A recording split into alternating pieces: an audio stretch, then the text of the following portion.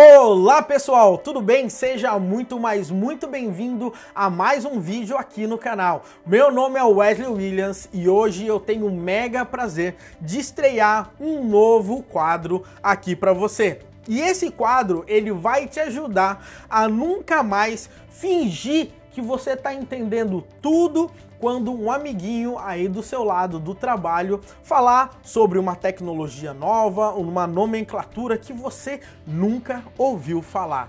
Então, para a gente começar com o pé direito hoje, a gente vai falar sobre o que é gRPC.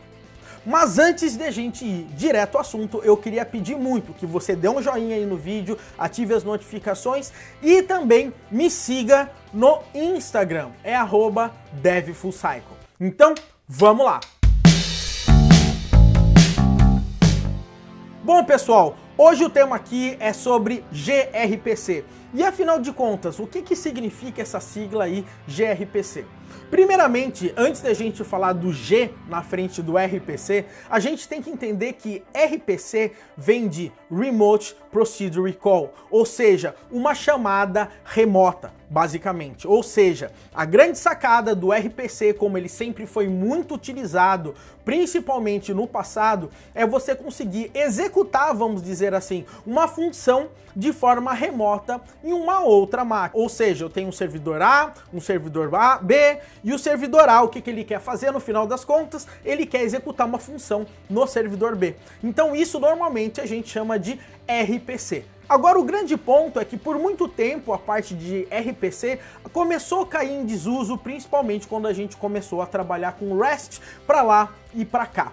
Por outro lado, novas modalidades de comunicação entre sistemas e microserviços começaram a surgir, né? Por quê? Porque nem de REST apenas vive o homem, tá? Então, as empresas, as pessoas começaram a falar: o que eu tenho de diferente que a gente possa trabalhar com REST para que a gente consiga se comunicar entre sistemas de uma forma mais rápida, mais simples e mais dinâmica, com contrato em ambas as pontas. Porque afinal de contas, provavelmente você já acessou um endpoint de uma API e esse endpoint mudou ou alguma especificação dele mudou e você ficou para trás. Então, quando a gente está falando de gRPC, é uma nova forma de comunicação, principalmente entre serviços e microserviços, tá? O gRPC ele foi criado pelo Google e praticamente hoje em dia quase que toda a comunicação interna entre os serviços do Google estão utilizando gRPC em larga escala. Então é algo que você pode contar que funciona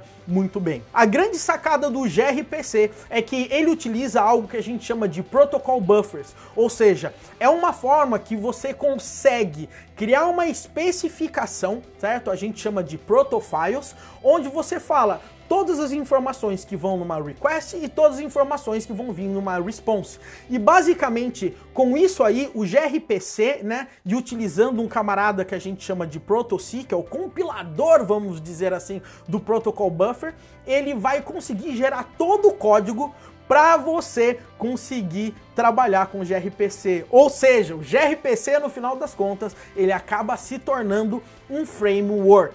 Agora, qual que é a grande vantagem de você utilizar o gRPC? Primeira vantagem é que, você tem um contrato entre as pontas. A partir daquele protofile, você vai conseguir garantir que todos os dados que estão sendo enviados e recebidos, eles seguem o contrato. Então você não vai ter problema de comunicação. O segundo ponto é que todos os arquivos que vão ser transferidos, é isso mesmo, os arquivos são transferidos de um lado para o outro, ele não vai ser um JSON como a gente costuma fazer com REST, por exemplo. O que isso significa? Significa que esses arquivos eles são binários, ou seja, eles são muito, mas muito menores, muito diferente no caso de JSON, que a gente consegue ler, ele é um textão, então ele ocupa muito tempo. Um outro ponto bem interessante é que quando você está trabalhando com gRPC, você está utilizando HTTP2 ao invés de você trabalhar com HTTP 1.1 que foi criado lá em 1997. As grandes vantagens aí em relação à parte do gRPC sobre REST, por exemplo, é que você tem diversas formas de comunicação. Por exemplo, você pode ter uma comunicação unária, ou seja, você manda uma request e recebe uma response. Você pode ter uma comunicação que você manda uma request do cliente e o server manda um string de dados para você. Você consegue também ter uma outro tipo de comunicação que o cliente manda um string de dados e o server retorna apenas aquela resposta.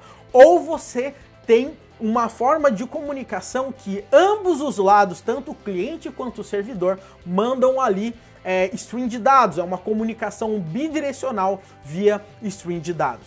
O gRPC realmente é uma tecnologia que veio para ficar, e se você hoje em dia está trabalhando com microserviços, você tem que considerar, sem dúvidas, trabalhar com gRPC. Eu já estou fazendo isso e realmente os resultados aqui para mim são fantásticos.